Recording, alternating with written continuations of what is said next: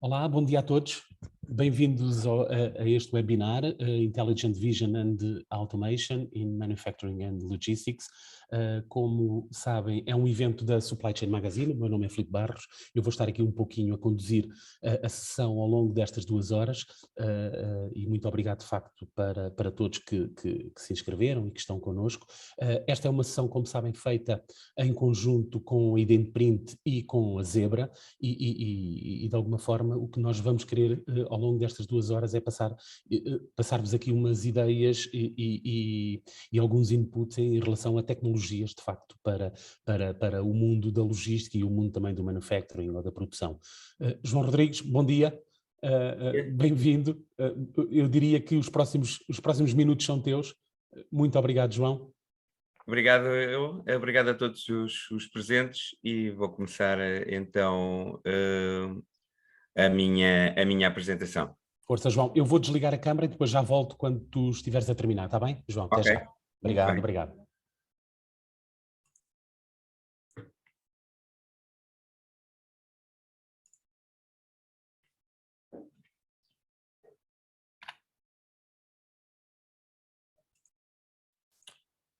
Bom, suponho que já estarão a ver. A IdentPrint é uma empresa que começou essencialmente pelas soluções de identificação e impressão, mas como estávamos muito ligados a processos, rapidamente tivemos que nos adaptar e ir ao encontro daquilo que eram as necessidades dos clientes e, portanto, nesta altura estamos muito mais na automatização de processos e, portanto, seguindo também um bocadinho as tendências daquilo que os clientes nos pediam.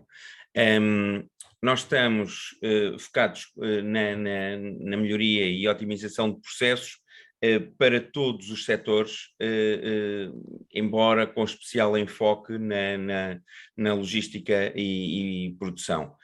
Obviamente que o nosso objetivo é que estes projetos que implementamos tenham um retorno financeiro a muito curto prazo e que, portanto, ajudem que até com um relativo baixo investimento as empresas tenham grandes poupanças.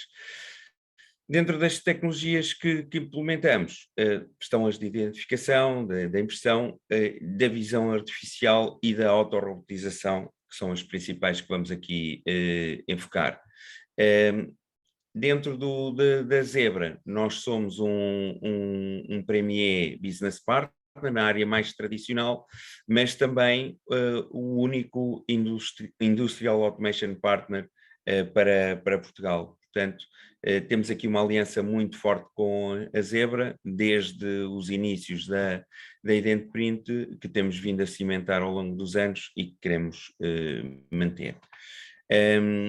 Portanto, nós estamos sediados em Sintra, temos uma filial no Norte, no Porto, mais propriamente em Rio Tinto.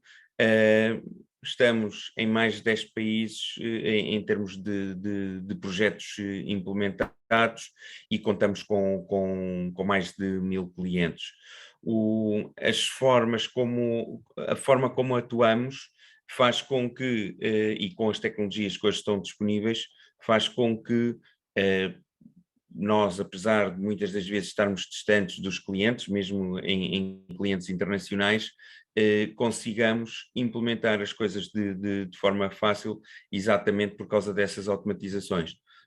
Por exemplo, estamos a enviar equipamentos de código de barras completamente desconfigurados ou que vêm reparados e nós unicamente pela leitura do código de barras conseguimos configurá-los. E estamos a falar muitas das vezes esses clientes estão na Europa, em África, nas ilhas, em Portugal, portanto estão mesmo bastante distantes. Dentro da parceria da Zebra, como eu já tinha referido, nós somos um Premier Business Partner, mas temos aqui algumas especializações como seja os print engines. Também vamos falar um bocadinho, nomeadamente nos processos de impressão, quando temos automatização desses processos de impressão, portanto os chamados print and apply. Somos também um Advanced RFID Specialist, com imensos projetos de RFID implementados em Portugal. Supply Specialist, portanto tudo o que é consumíveis, aquela etiqueta especial para colar, por exemplo, em cima da água, ou para colar num congelado, nós temos isso, ou para resistir a um determinado químico, temos isso. Somos também Support Specialist e Advanced Healthcare Specialist, sendo que em Portugal somos também o único Advanced Healthcare Specialist.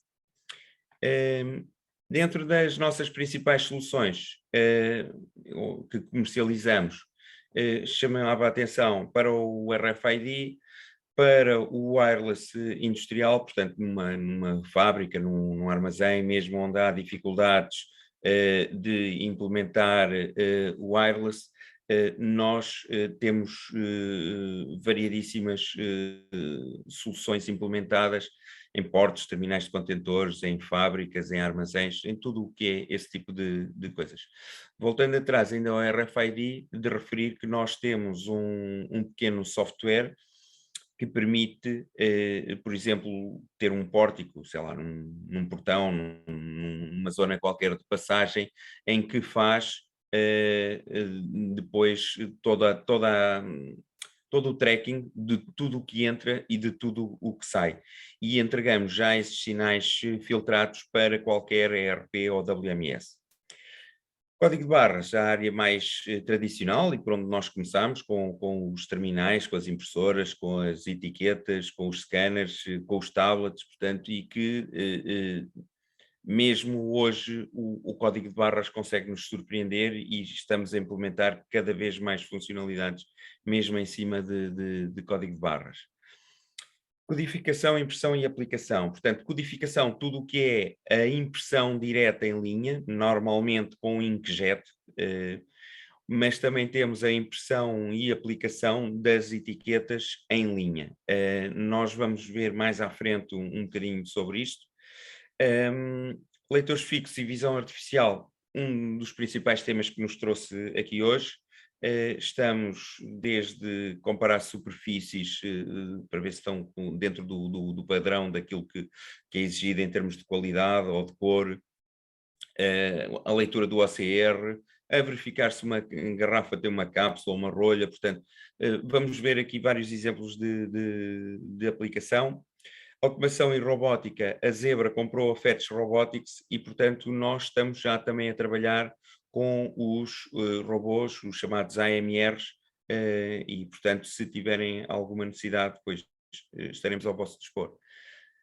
Por último, duas soluções de picking, uma por voz, uma solução que poderia até low cost, mas que está já implementada aqui em alguns clientes por todo o mundo, porque a solução efetivamente não é nossa, nós somos o parceiro integrador da Ivanti e é exclusivo para Portugal, e é uma solução de fácil aplicação e bastante em conta. Portanto, chama-se Speakeasy exatamente porque ela é muito fácil de instalar. O picking por visão, portanto, temos os óculos e se quisermos fazer uma solução de pick to light, a tradicional solução de pick to light, nós conseguimos de forma virtual conseguimos fazê-la com os óculos. É uma solução também com um custo bastante mais baixo e bastante flexível e que liga diretamente ao WMS. Também é de fácil instalação.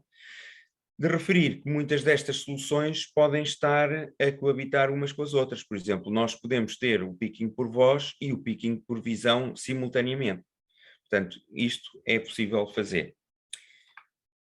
Dentro dos serviços que dispomos, temos serviços de assistência técnica e reparações. Há muitos dos clientes que começam connosco exatamente por isto, porque para nós a qualidade dos serviços de assistência técnica e de instalação em geral e reparação é muito importante. Temos também contratos de manutenção, desde o cliente mais pequeno até ao cliente maior. Muitas das vezes o cliente, em vez de nos comprar uma cabeça de impressão para colocar novamente uma impressora em funcionamento, em boas condições de funcionamento, compra-nos um contrato de fabricante muito mais barato, por vezes, do que comprar a própria cabeça. Portanto, não deixem de nos consultar também para isto. Serviços de instalação e configuração, como já tinha falado, muitas das vezes até remotamente. Temos aluguer de terminais, de impressoras, de access points, portanto, tudo o que é desta área para suprir as necessidades dos clientes. Muitas das vezes o cliente não tem um backup de equipamentos e nós temos isso. Impressão de etiquetas e rótulos, também vendemos em branco, diria assim, mas também temos etiquetas que imprimirmos, por exemplo, para colar nas racos dos armazéns com as localizações, esse tipo de etiquetas, ou ainda um rótulo para um produto qualquer, com cor, com tudo isso. A consultoria e a otimização de processos, onde somos muito fortes e talvez uma das principais, se não mesmo a principal empresa neste tipo de consultoria, especialmente ligada à melhoria de processos logísticos e de produção. E teremos, mais uma vez, todo o gosto em vos ajudar. E depois, dentro das redes wireless, os site surveys, as análises de interferências e a certificação deste tipo de redes. Bom, gostava de vos pedir que podem nos seguir e ver alguns dos nossos exemplos nas nossas redes sociais. Portanto, temos um canal de YouTube da IdentPrint, onde vocês podem ver exatamente as soluções que vamos implementando, com alguns case studies de alguns clientes, como por exemplo Intermarché, Paladin / Mendes Gonçalves, ou ainda, por exemplo, a Zolvo. Temos também disponível o nosso Facebook e o nosso LinkedIn, portanto sigam-nos para seguirem um bocadinho aquilo que vamos fazendo ou aquilo que vamos dispondo. E pronto, eu terminava aqui a minha apresentação e agradeço uma vez mais a todos a presença. Obrigado, João. Eu esqueci-me de referir no início, obviamente, o João Rodrigues é manager da IdentPrint, ele vai estar connosco, daqui a pouco ele volta novamente à cena para acompanhar um pouquinho mais à frente uma apresentação também com a Zebra. O que é que eu queria dizer também, que não referi de início, sintam-se à vontade todos que nos estão a ouvir, nós tivemos para cima de 200 inscrições neste webinar, o que é francamente bom, mas sintam-se à vontade, dizia eu, para no chat aqui do webinar, vão deixando as vossas questões, porque depois no final, tanto o João Rodrigues como o João Ramos, que já está connosco, vão de alguma forma poder acompanhar e poder dar alguma resposta a alguma dúvida ou pergunta que seja feita. João, até logo. E agora, João, olá. Bem-vindo, João Ramos. João ainda tem o microfone desligado.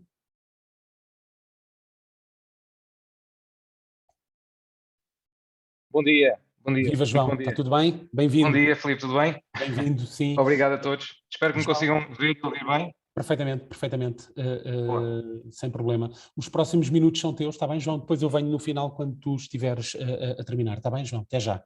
Obrigado. Muito obrigado, Filipe. Obrigado também. Obrigado, João, e obrigado, acima de tudo, a todos os que estão desse lado, pelo vosso interesse. Acho que o vosso tempo hoje garantidamente vai ser bem empregue.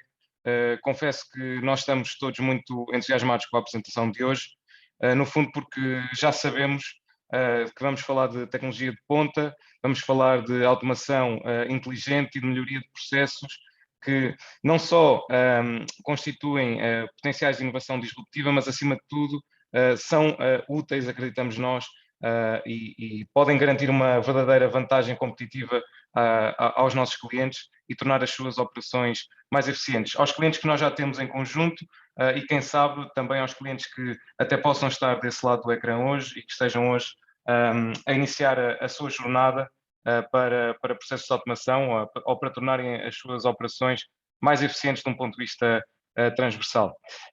Portanto, quero com isto dizer que eu, na verdade, vou fazer aqui uma apresentação muito sucinta daquilo que é a Zebra, para quem ainda não nos conhece, mas vou fazer dela o mais curta possível, porque efetivamente a parte mais sumarenta, digamos assim, vem a seguir.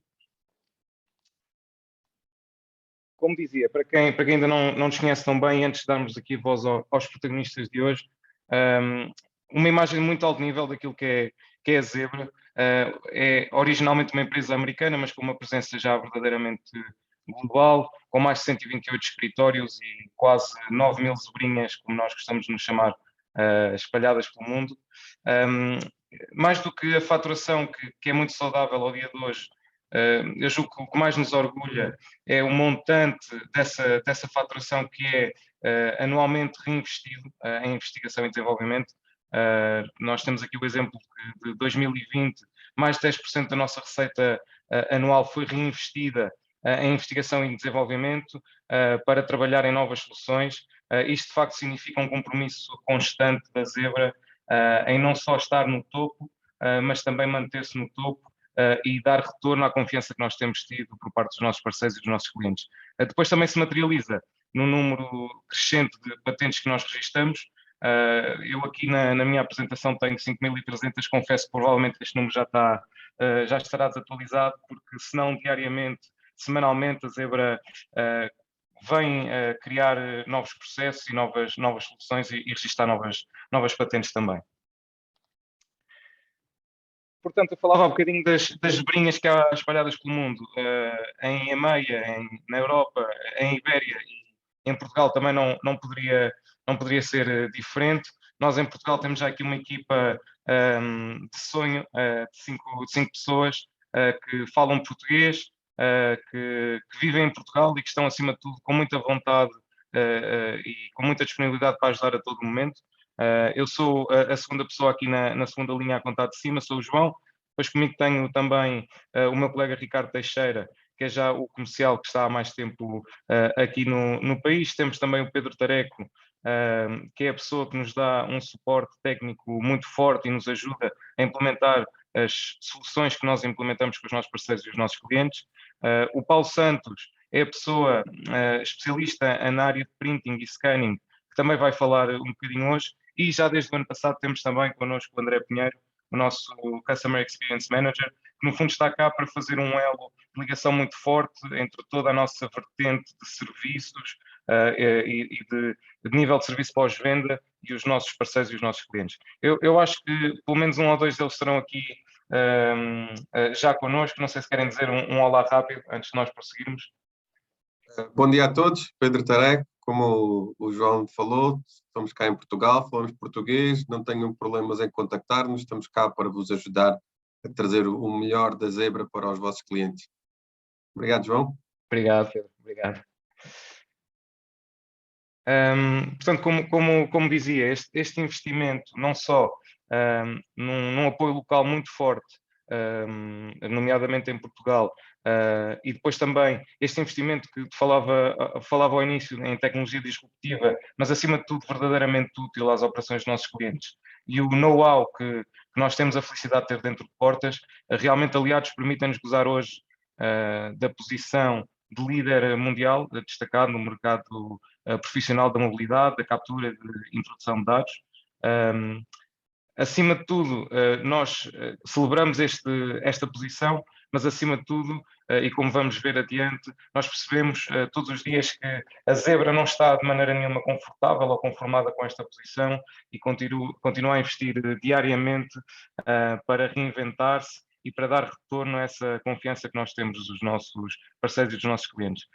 Esta expansão que nós estamos a fazer para a área da automação é um exemplo disso mesmo. E, portanto, é mais uma área que nos deixa muito satisfeitos. Para terminar a minha apresentação, como dizia, é mesmo bastante curta e como teaser à parte mais sumarenta da nossa apresentação, e antes de dar a voz aqui ao meu colega Grema, eu vou deixar-vos apenas um pequeno vídeo de cerca de 2 minutos que eu acho que ilustra muito bem de uma maneira transversal aquilo com que a Zebra vos pode ajudar, não só na área da automação, mas em todas as áreas de introdução, de captura de dados e de mobilidade. Portanto, vou passar aqui um vídeo de cerca de 2 minutos, antes de dar a voz ao meu colega. Portanto, espero que gostem.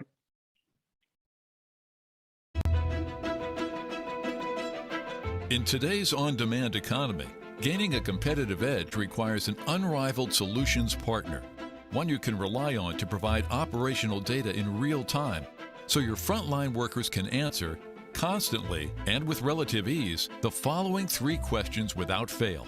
What is it? Where is it? And how is it?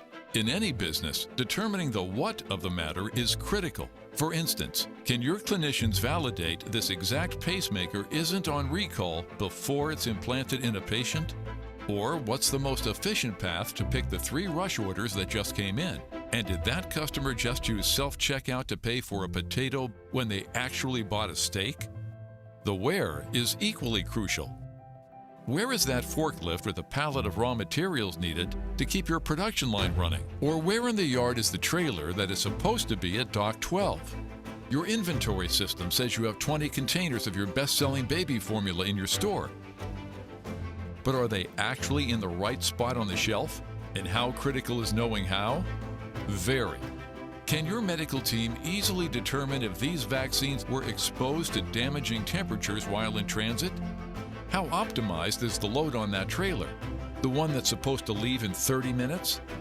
And how secure are the thousands of mobile devices and printers being used across your operation? Being able to answer these questions is essential to the success of your business. And when your teams on the front line have to do it across your entire operation, round the clock, every day, it can be daunting as well. That's why you need a partner that has deep software, services, and solutions expertise to complement more than 50 years of purpose-built technology leadership. Enter Zebra. Right now, we can help you not only answer these questions, but empower your front line to act on the most important question of all. What should they do about it? Because information is insightful, but action is invaluable. With Zebra, you benefit from our deep understanding of your industry's workflows, our experience analyzing massive amounts of real-time data, our leadership in prescriptive analytics, and our continued innovations in software, solutions, and services, giving you more visibility across your entire operation, increasing the productivity of your frontline staff, and helping you better serve your customers. So put your data to work and ensure every asset and worker is visible, connected, and optimally utilized, and gain a performance edge right now with Zebra.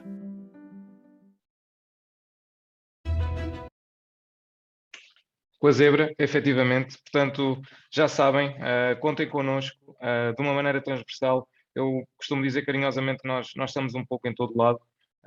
Orgulhamos muito disso e, acima de tudo, estamos cá para ajudar com uma equipa local, com muita vontade, como dizia, e contem connosco. Espero que desfrutem da sessão de hoje. Talvez ainda volte no fim para vos agradecer uma vez mais. Até já. Eu vou passar agora a voz novamente ao Filipe e ao meu colega Graham. Filipe, obrigado. Obrigado, João. E até já, depois no final, de facto, nas perguntas e respostas, eu volto a chamar-te. E now I'm going to call Graham. Graham is from Zebra. Hi there. Good morning. Hi, Graham. Thanks for being with us. Thank you for being with us and for bringing some automation inputs for logistics and manufacturing. So, Graham, the stage is yours. Okay. So I will leave you, and I will back in the end of your presentation. Okay. Okay. Thank you. Thank you very much. Thank you very much. And good morning, everybody. I'm very pleased to present to you Zebra's portfolio of fixed industrial scanning and machine vision solutions. Let me just share my screen.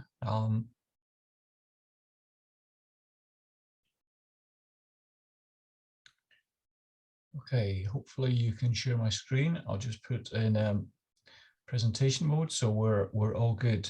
Yeah, it's perfect. Okay. Yeah. So I have a fairly lengthy slot, but got lots to talk to you about.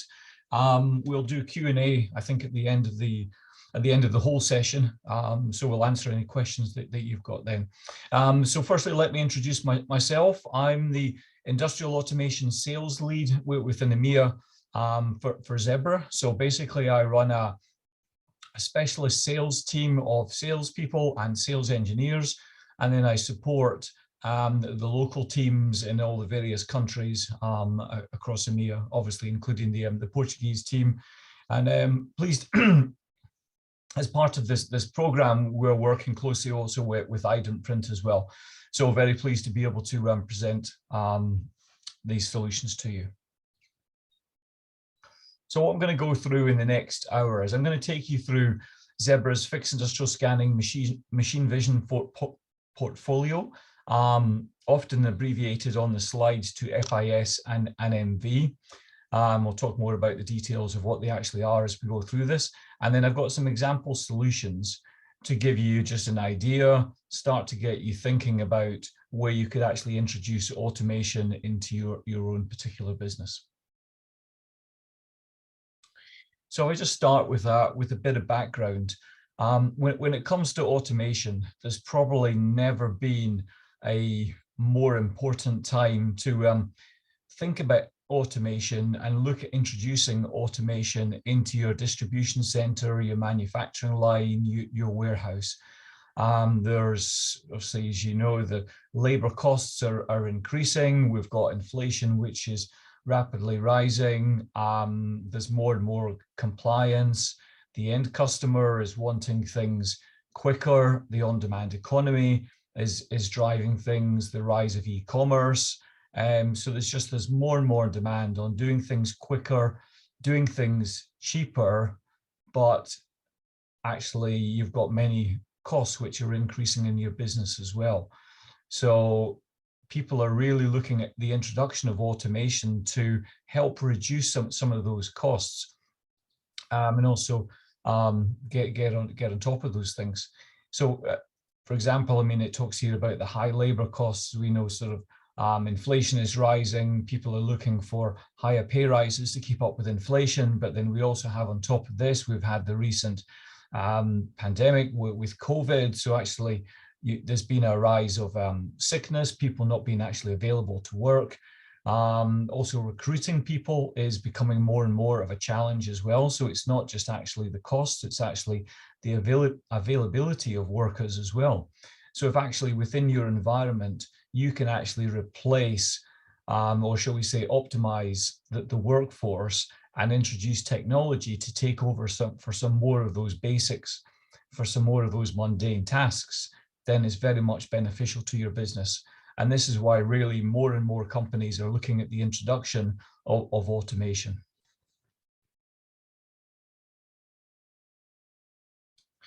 So as I said, so companies are looking at automation, and effectively what we're looking at. So on the left-hand side here, we've got basically a number of people basically handling items, processing items on a conveyor belt. So whenever you have human beings doing things, there's the opportunity to make mistakes. We're all human at the end of the day. As I said, there's workforce challenges in terms of costs, availability, etc. For those very manual checks, tedious checks, it's a very boring, mundane task. People get bored doing it, then they do poor quality because they're really not enjoying what they're doing. So actually, if you can optimize this and you can replace a number of people with some machines to basically take over from some of those mundane tasks, then it's a great thing to do for your business, which really helps to optimize it. The return on investment that you can deliver through the investment of automation is really huge and significant. You get much higher quality, much greater throughput. So really just a good thing to do all around, which really why is that the title of this slide, leaders in the business are really looking at or the investment in automation technology within their businesses, wherever they can. So a little bit more detail in terms of what some of this could be. So for fixed industrial scanning, it could be accurately verifying labels, doing it automatically rather than doing it with a handheld scanner. So rather than having an individual actually use a handheld scanner to do that, you can do that automatically with a fixed camera reading a barcode. The optimization of order picking, maybe having cameras mounted on a forklift truck, so directing people where to go, correctly logging what has been actually loaded into a truck, maybe with some cameras on the dock door, etc. So if you introduce a number of things, then you can certainly increase the quality and the throughput rates of items that you're handling within your business.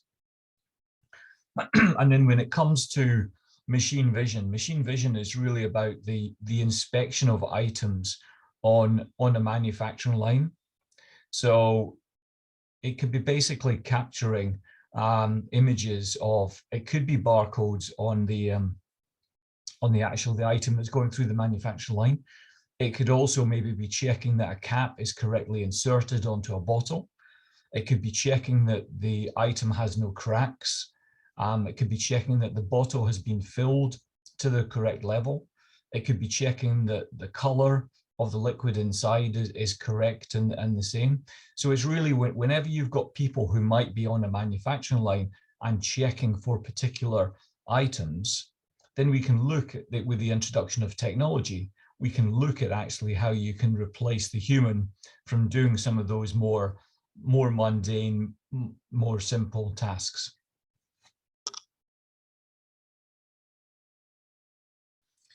So coming on a little bit to starting to introduce what Zebra has introduced. So Zebra has introduced last year a range of, they're basically cameras that are capturing images which are then decoded to read barcodes or detect what's actually on the image.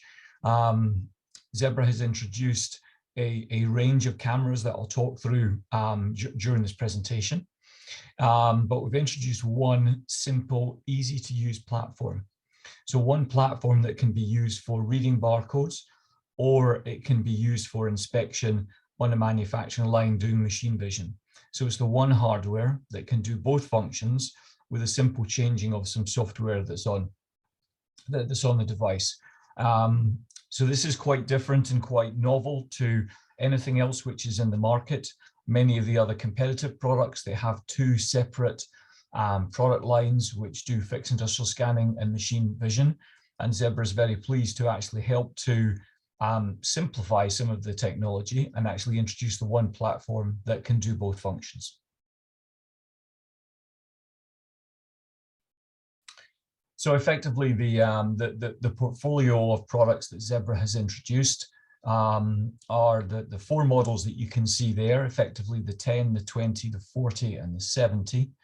The two letters at the start, whether it's FS or VS, effectively designates whether it's running software which is for fixed industrial scanning, or VS signifies whether it's actually optimized for machine vision, but the same hardware that can do both.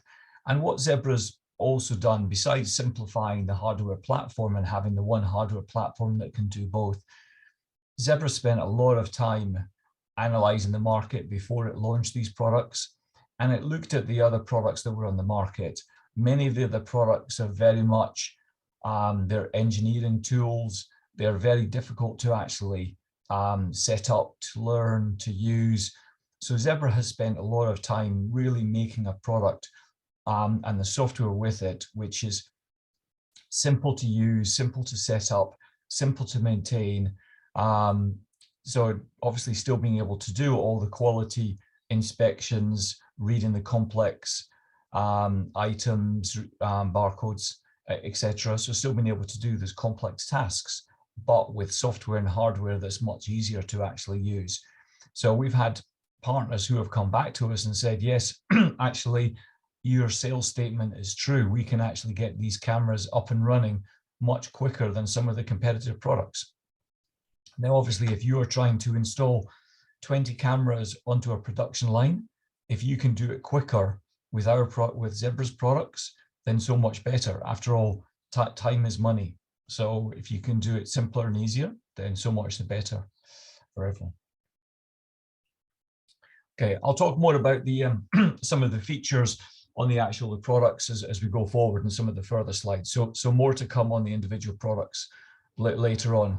But just to go back and just to give a little bit more detail of these products here. So on the fixed industrial scanning side of things, and I've got specific details I'll talk about on the solutions, but this could be, so you obviously you have a conveyor system here. You can be simply just reading barcodes.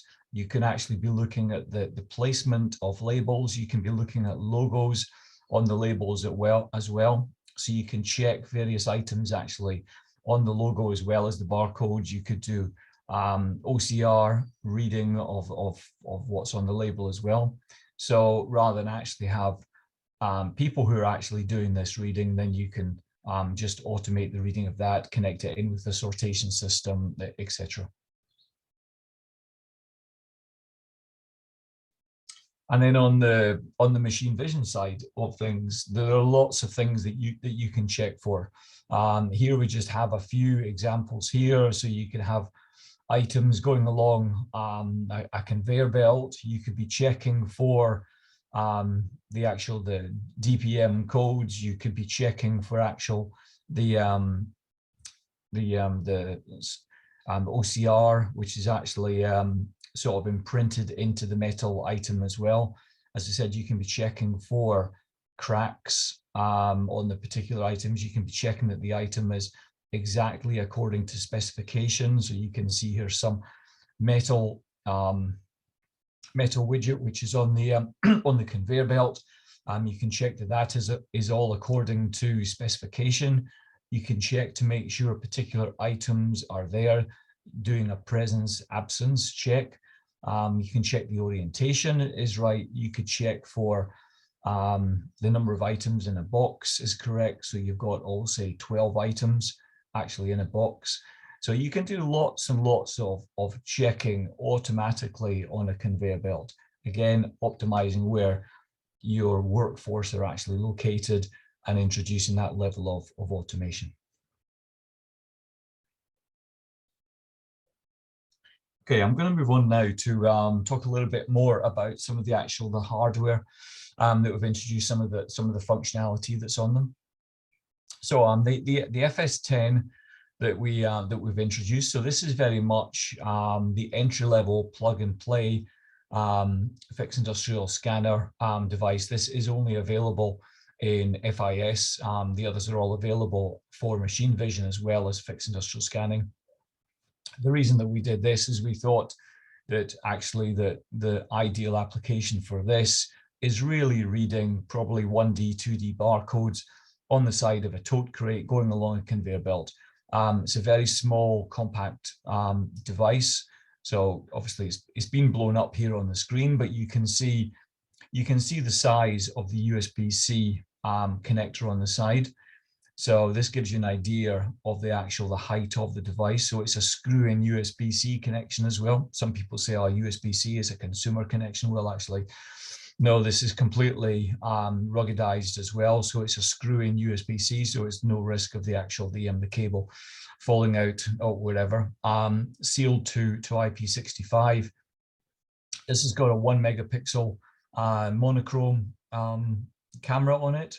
It's also got integrated lighting as well, so it's an all-in-one. Ideal to really put on the end of the conveyor belt or put on the side of the conveyor belt and capture, just capture barcodes and items which are going by.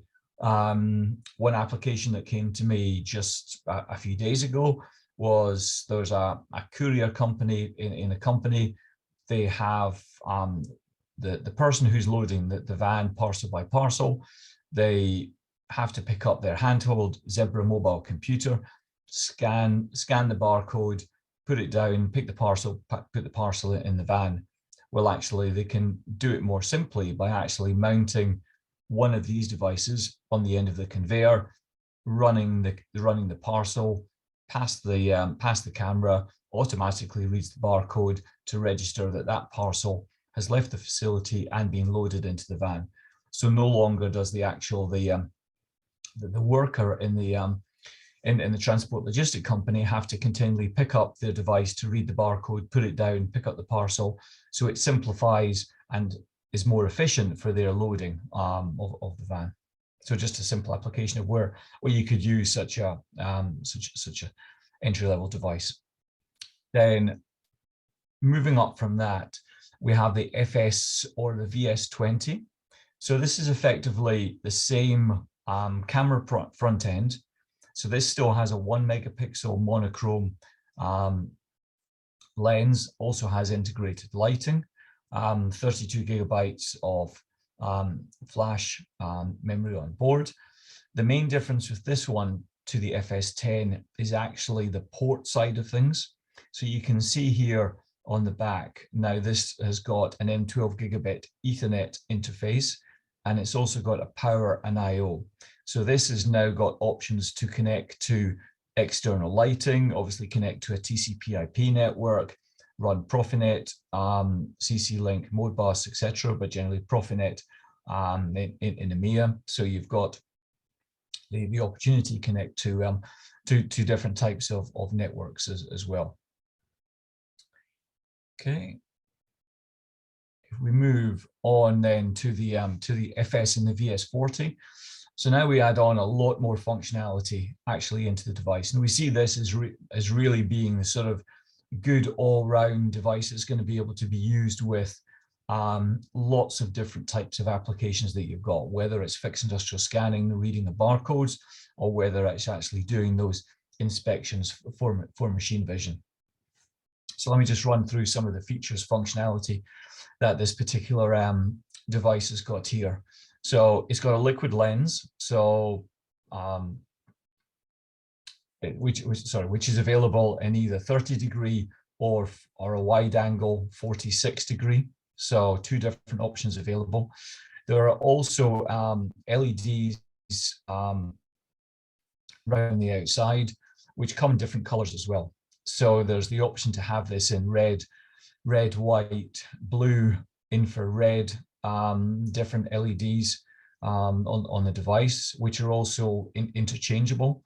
There's a filter that you can put on the front of the device. So if you're getting reflection from the image, you can add on a filter. There's also color filters that you can add on, because what you want to do is you want to try and capture the best quality image that's going to allow the software to actually decode whatever you're actually trying to actually read in front of the camera.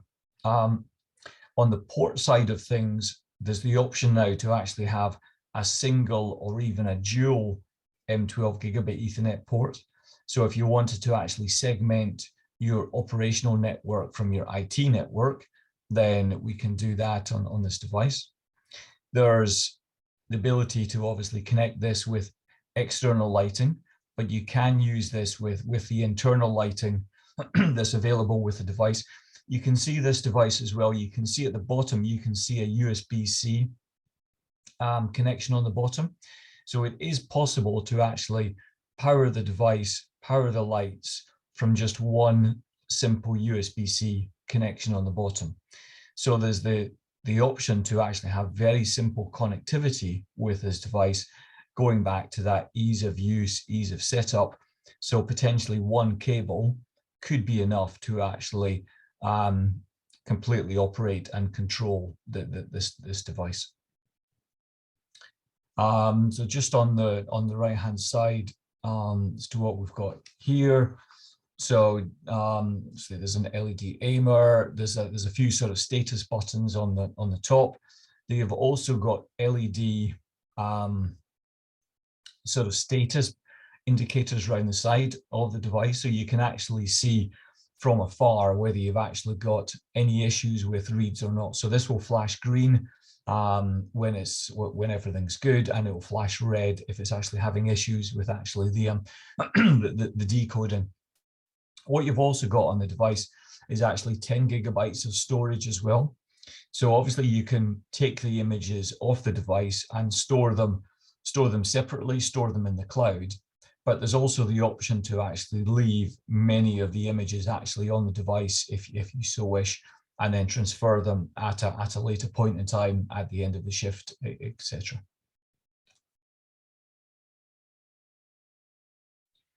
Okay, moving on to the 70 now.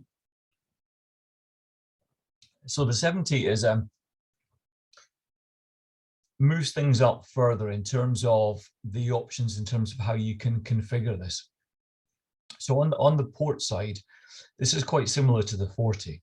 So you can see here, actually this is the dual gigabit Ethernet. So you've got the extra effectively the heat sink and the dual gigabit Ethernet at the back. So you've got two Ethernet ports. You've also got the Power I/O port on this as well. So similar on the port side to the FS40, where this really changes on the 70 is on the camera side of it. So what you've got now is, you can see here there's no LED ring around the side. So this now needs to be used with external lighting.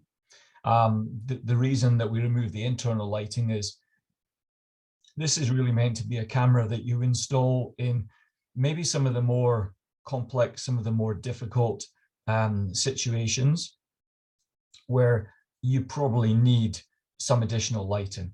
It's not going to be enough to actually just use the internal lighting on the device. It's not going to be strong enough, etc. So we really felt that wherever you use this device, you really need to be using it with external lighting. So external lighting would always be required for this device.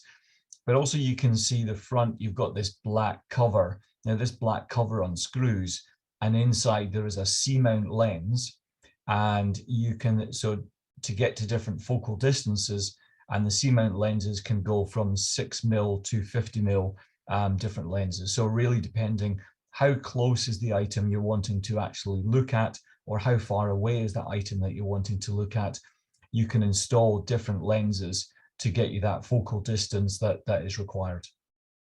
So again, really sort of like a very customizable device to really give you lots of options to capture the image that you're trying to get.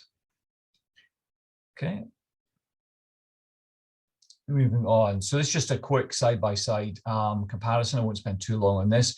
So, but really the portfolio of devices that we've introduced really goes from really the simple to use, very plug and play FS10 device, all the way up to a very customizable FS70 VS70 device.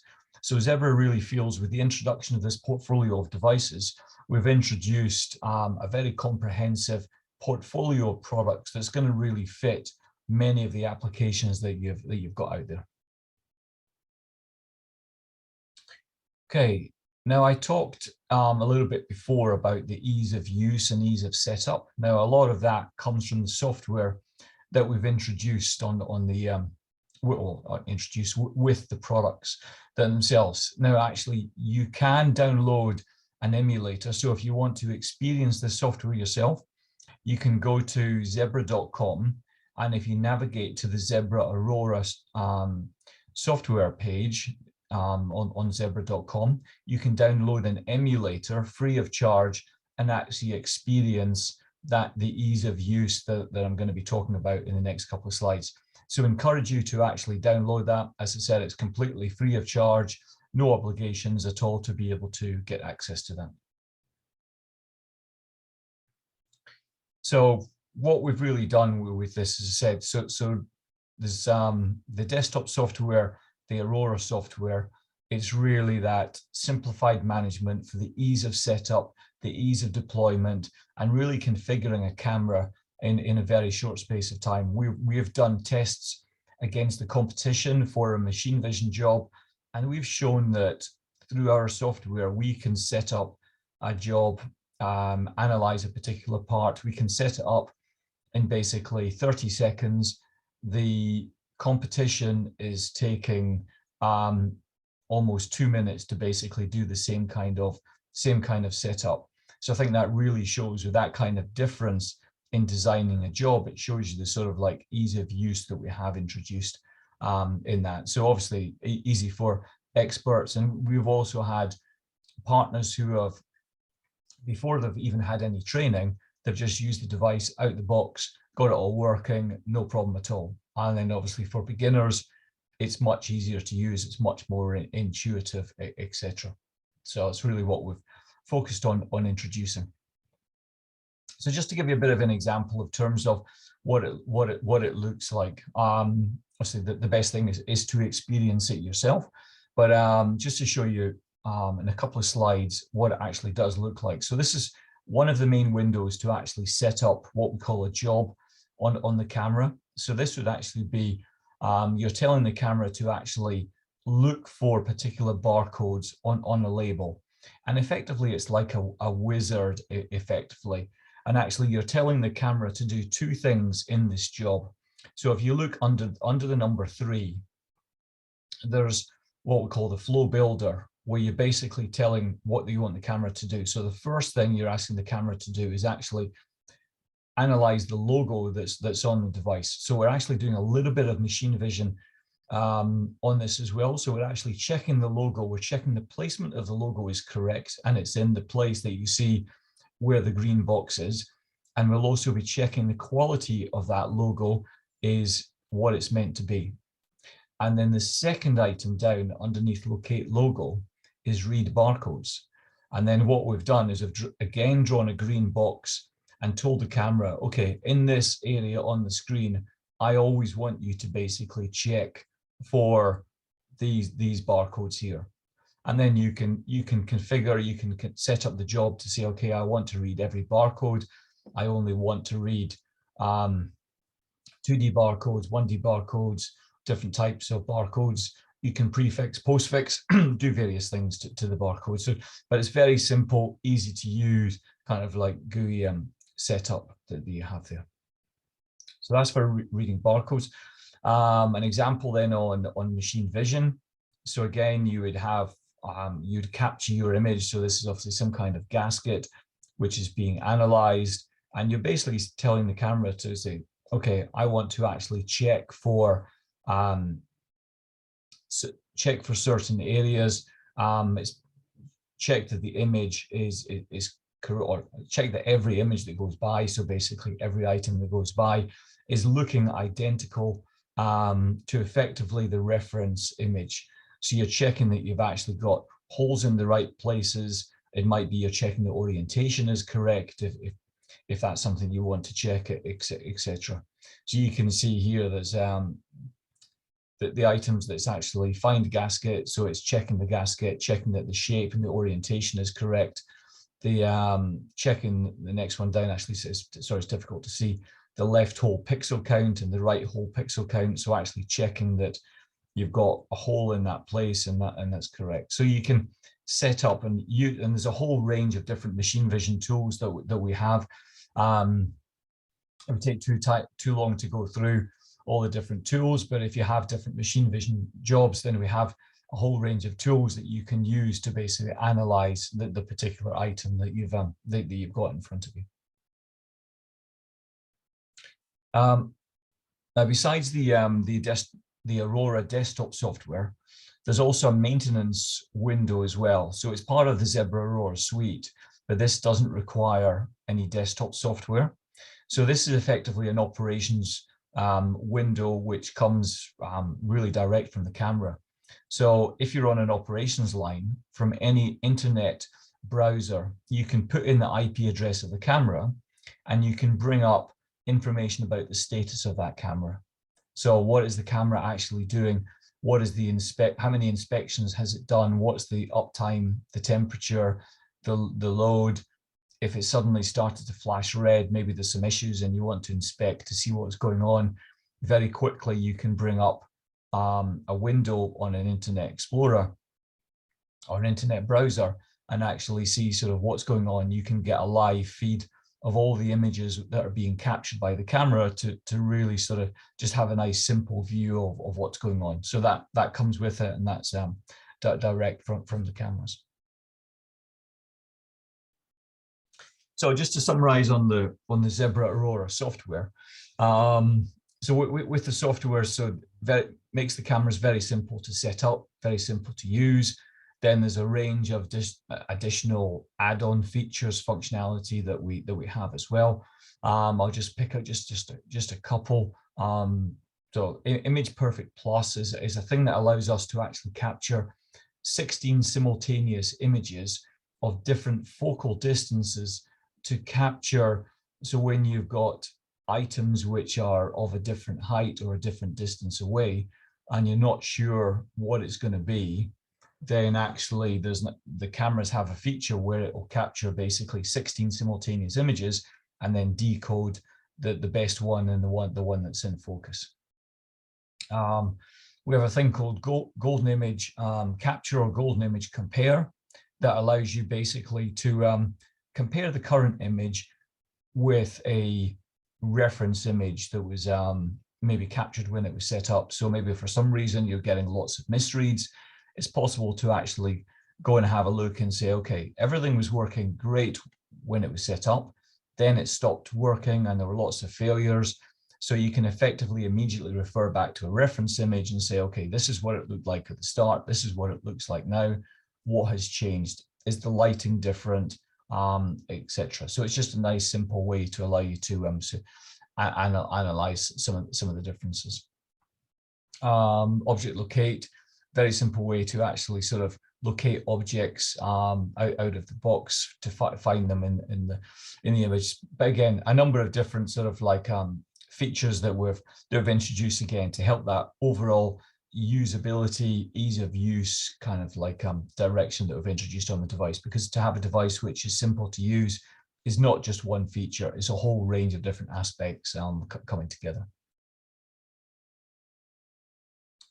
As I said, so that's really what we've focused on, and really I guess is the essence of a lot of the USPs around the device is that simple to use, simple to set up compared to the others in the market, which are more complex devices, so more complex to maintain, more difficult to set up.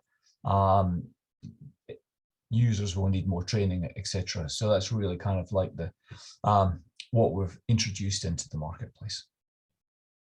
And then actually, because we have the one platform, the ability to upgrade from fixed industrial scanning to machine vision is something as well which is unique in the marketplace, because it might be that you want to start off just reading barcodes, start off with some more simple applications, and then maybe you want to actually add on some more machine vision checks. You want to start looking at logos on labels, etc.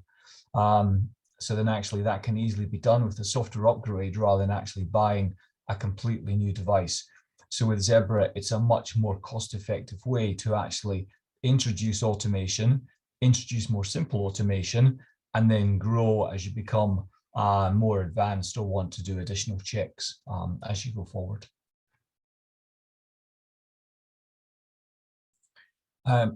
What we also have introduced as well, so it's not just the cameras that Zebra's actually introduced into the marketplace. So we've actually also introduced a whole range of different accessories that support things as well. So we have a whole suite of things. So we have different lights, so different bar lights, different ring lights. So these are all branded the same color. Then we also have C-mount lenses as well. So we have different C-mount lenses which are available. We have different filters that you can add on to the 70 or the 40. So different polarizing, different colored filters. There's also the different LED rings. So this is effectively for the 40.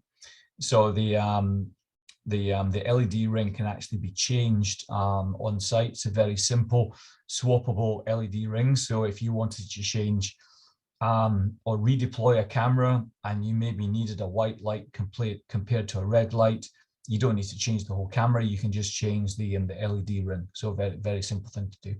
And then obviously we have a whole range of different cables to connect into the device, power supplies, etc. So a whole range of different options to suit the different applications that you might have out there. Okay, I'm just going to, this is the last slide, which kind of just summarizes a little bit about Zebra and why did we enter this market. So as I said, so Zebra launched this portfolio of products really a year ago, and I'm sure you're all aware there are other companies in the market that have been in the market for quite some time. So Zebra has, yes, it is late entering this market, but we feel we've come to the market with devices which are quite unique, quite different. But also for Zebra, it was really it was a no-brainer. It was an obvious choice for us to launch into this market. I think you heard earlier on about Zebra's leadership position in the reading of barcodes, the printing of barcodes, So really Zebra was involved with lots of other things, everything else to do with the reading of barcodes, but we didn't have fixed industrial scanners. And then obviously Zebra's strength in the transport logistics, in the manufacturing, in the retail business. So where you find a lot of these products used, that Zebra has got particular strength with end users, with partners in the space. So really, it was sort of like an obvious decision for Zebra to actually launch products into this marketplace. Okay. So that summarizes the portfolio that we've introduced in terms of hardware and software. What I've got now is I've got a number of solutions that I'm going to talk to you about. Now, when you buy these cameras, you really don't buy them just individually as a camera. For these really sort of needed for particular applications, always in terms of a solution that it's actually providing you. And really what we're seeing is that when we're talking to partners, we're talking to end users, it's very much, the conversation is very much about the return on investment case of this technology. But really, as sure as you're all aware, I mean, labor is one of the most expensive items in your business. And actually, if there is the ability to actually optimize the workforce, if there is the ability to actually replace some of those workers, then so much the better. And we tend to find the return on investment case becomes positive very quickly. And in most cases, the return on investment case is typically less than 1 year, which for a business then means, yes, that should be something that they should do. So I've got a few examples I just want to talk through here in terms of where these products could be deployed, really to get you thinking about where you could introduce those levels of automation into your business. So the first one that I'm going to talk about is overhead and hands-free scanning. So this is effectively where you've got a camera which is mounted above a work area, and you've got an operator in a warehouse that's then basically handling parcels. So this effectively allows higher throughput rates. So you wouldn't necessarily look at having no workforce, but you can actually achieve a higher throughput of people. So say, for example, you might have a packing bench, or you might have a number of packing benches in your business, and people are actually using handheld scanners to actually scan boxes, and they're picking up a handheld scanner. I've got a video to show you in a minute. Maybe the capacity of those packing benches has been reached, and the business is now looking at investing in additional packing benches. But actually, rather than actually invest in additional packing benches and additional people to run those packing benches, you can drive more efficiencies by actually introduce hands-free scanning into your existing packing benches. And with the rise of e-commerce, I think you've got more and more packing benches which are out there. So next slide, I've got a video which I'll show you about. So hopefully there's sound which is coming through. Zebra's fixed industrial scanners are driving unprecedented efficiency with hands-free data capture and automation. But seeing is believing, so we recorded this time-lapse video with a side-by-side comparison of fixed overhead scanning versus handheld scanning. Keep an eye on the digital counters and the number of packages processed in 1 minute. With fixed overhead scanning, the difference is clear. Our clerk can process 16 packages per minute versus 10. That's a 60% increase in productivity. And it's amazingly simple to get started. You can set up your solution on day 1 using Zebra's out-of-the-box hardware and easy-to-use Aurora software. To learn more, visit us now at www.zebra.com.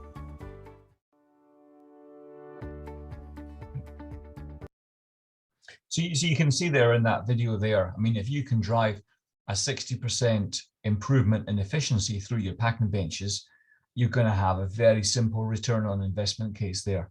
So really that allows that warehouse operator just to handle 60% more parcels in the same shift. I mean, that's a huge increase in productivity. And this is why people are looking at introducing levels of automation to drive those levels of enhanced efficiencies in the warehouse. So next one I'm going to talk about is inline or automated scanning. So this is effectively the automatic reading of barcodes as items are actually moving through your warehouse. So as they're on a conveyor belt, then you're basically reading those barcodes. It might be connected into a sortation system, so it's really making sure that those packages go to the right place in your warehouse. You're also getting that full visibility. So maybe it could be when items are also arriving in a warehouse. It could be when items are leaving a warehouse. And it's giving you that check in terms of, yes, you know where that item is. It's arrived in the warehouse. It's left my warehouse. It's now on a truck. So it's giving you that kind of like immediate information about where actual items are. So I've got an example here. So they can see on the picture on the right here, we've got actually an A-frame. So this has been done with a partner in the UK. I've got a short video as well, but this is the kind of thing that we could work on with IdentPrint and look at similar systems for yourself. So effectively, this is an existing conveyor in a transport logistics environment. Around the conveyor, you've effectively then got an arch or an A-frame where there's a number of cameras mounted. Currently in the, so this is just going through final sort of like pilot just now, but it's all working well. The read rates are extremely good. Currently, the operator has got individuals standing next to the conveyor belt and using hand scanners to actually scan parcels. And what they're looking at doing is actually replacing those people with this one piece of technology. And that is effectively being used on the inbound and the outbound into the transport logistics company's warehouse to basically say, yes, that parcel has arrived or that parcel has left this facility. So immediately it allows them to actually have better tracking of the parcel, because where they have people scanning the barcodes, they were getting anywhere between 40 and 80% sort of capture of the barcodes. So with this solution, it's much, much higher. So not only do they get a return on investment case, which is extremely positive, but also they get a better accuracy of capturing the barcodes as well.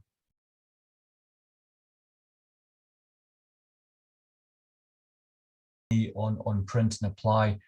So there's some more detail on this, and we'll talk more about the new Zebra print engine on this. But effectively, you're probably aware of this type of solution, which is effectively applying a label or printing a label, automatically applying it to a box now, or to an item. Now, what you can also do with print and apply is actually have that validation with it as well. So really, it's so this is not a verifier, although actually there is the word verify there. Well, that's verify the label presence. This is not a verifier, but it's a validation that the barcode has been printed, is on the item, and is now live and is on the box and is readable as the item goes along its journey through the supply chain. So it's a nice simple check to know that, right, yes, the label has been printed and applied, but it's also a readable label, which is going to be good as the item moves through its journey on the supply chain as well. Because obviously, if you're not printing good quality labels, then that's going to give issues later on as the items move through the. All right, so label inspection. So this is a slight variation of this, but actually something which is very important. And actually, this is not, in this case, this is not checking the actual the barcode on the label. So this is actually checking a different type of label that's been applied to a box. So I think you're all aware of the additional requirement, additional regulation when you're actually sort of shipping goods which have got lithium batteries, that you have to have the right label on the box. And actually, if you don't have the lithium label on the box, then the manufacturer or the shipper can be subject to pretty extensive charges from the courier company. So this is a real life application that we're currently working with another partner, where they want to check to make sure that this lithium battery label has been applied correctly, and it's also printed correctly as well. So we will effectively set up a camera to do a machine vision job, and it'll basically just be checking that this label has been correctly applied to the box and is completely readable. So it's not reading a barcode, but it's checking that that label has got the right logos, the right images on it. So again, you can see here is like, well, the return on investment case is going to be quite simple, because nobody wants to be subject to charges which could be 10,000 euros an item. You don't want to be getting that because you've had some issue with the printer that's not printed it properly, or failed to apply the label or whatever. So yeah, so again, it's a simple check that can be done to avoid any penalties further on. And what you also can do on a similar way, as I said, so it can be not just checking that the label has been applied, but checking that the print has actually gone on and been applied properly as well. So you actually just doing a little bit of quality checking. So you can see an example here where the label has been applied, but actually part of the label hasn't been printed properly. So again, in that previous example, it could be that the ink is running out, and for some reason the printer has not said that it's running low on ink, or there's a bit of it has not printed properly. Again, you can actually check to just make sure that the particular logos or items on the label have been printed properly. So it's giving you that label integrity, so the quality check when you're applying the label. Okay, moving on then. So a little bit on machine vision inspections. So really doing those kind of like presence absence of checks. So this could be really sort of checking to make sure that you've got the particular items on there. We've got one solution that just comes to mind that we just actually sold is for a large electrical company. They want to check the wiring, and the wiring has been done properly and the wiring is in the right place. So effectively they've set up the cameras to actually make sure that the wiring in the item is correct, and rather than have a human checking it, have a camera checking it, because that camera is going to be much more reliable and it's going to be 100% correct 100% of the time. Whereas if you have a human doing it and they're just checking wiring for 8 hours, they can switch off, they can get a bit bored, and they can make mistakes. If you do this with a machine vision camera, you're going to get that consistent checking 24/7. So you're not relying on any, you're not subject to any human errors, etc. So very simple kind of like presence absence checks that you can do as well on a manufacturing line. Okay, this is my last slide actually, so just a few minutes early. This is a case study that we've done actually with a customer in Germany called teve, who do photo books, photo albums for consumers. So if you do want a physical photo album of your recent holiday, then they will effectively put all the photos together into that photo album. And they've got they've got a line where they print all the photos, put them together, they receive them all digitally, and print them actually into a photo book. Now, what we're actually doing with them is we are checking to make sure that every photo that goes in the photo book is correct. So every page has got a barcode which is unique to that end user, because you want to make sure that only you receive your photos back, and no one else gets your photos. You don't get anybody else's photos. So the integrity for this company and that their credibility really is all on the basis that they absolutely have to, with no exceptions, get the right photos in the right photo books. So it's very important to check to make sure that they get that and they can do that quality check. They could not do this with people. I've got a short video here that shows you the speed that it's actually checking of the items going by. So it's pretty high speed reading the barcode. There's a barcode, as I said, on every single page. If you were to do this manually, you would need armies of people to do that checking. So very simply here, they can do that. The automation of the checking to give that reliability to make sure that the right photos go in the right photo books. And that's a case study, which is now an official case study that's been released on Zebra's website. So again, another different type of example of the types of things that you can be doing with these cameras. So they can be used in a whole range of different applications. It quite often just requires you to actually think about, okay, so what types of activities am I doing in my manufacturing line, on my warehouse, and look at where there could be opportunities for automation. It might be that maybe you're not sure, maybe you need to actually ask IdentPrint. Zebra would be more than happy to actually join IdentPrint as well and actually do a survey of your particular site and actually act as a trusted advisor, you could say, to actually sort of just give you suggestions and say, well, you could potentially look at introducing automation here, you could look at introducing automation there, etc. So in different places. So yeah, so I think lots of opportunities, I think, in many different businesses to look at the introduction of such products. Okay, so that brings me to the end of my presentation. So thank you very much for listening, everyone. I think there will be an opportunity for questions at the end of the session. At the very end, yeah. Thank you, Grant. Thank you for bringing so many inputs, so many insights on automation for the logistic processes and manufacturing processes as well.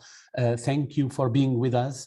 I'm sure that at the end of the event, if occurs some questions or some doubts about what you have shown to us, I think João Ramos will be able to try to answer on those questions. So thank you again. Thank you very much for being with us. Okay.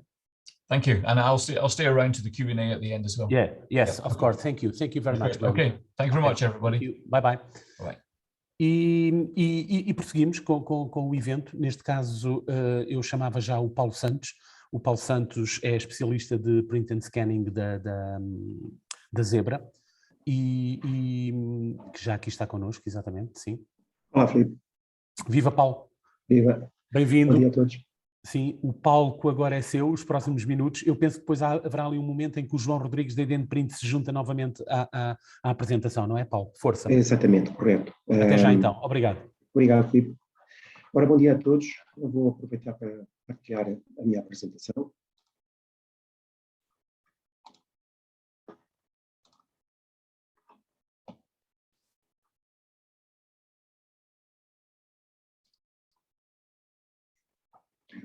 Ora, antes de mais, muito obrigado pela vossa presença aqui no nosso webinar. Espero que esteja a ser do vosso agrado. Depois do Graham apresentar a parte da Fixed Industrial Scanner e Machine Vision, eu vou-me dedicar os próximos minutos a falar de algo que ele também falou na apresentação dele, que é especificamente a parte de Print and Apply.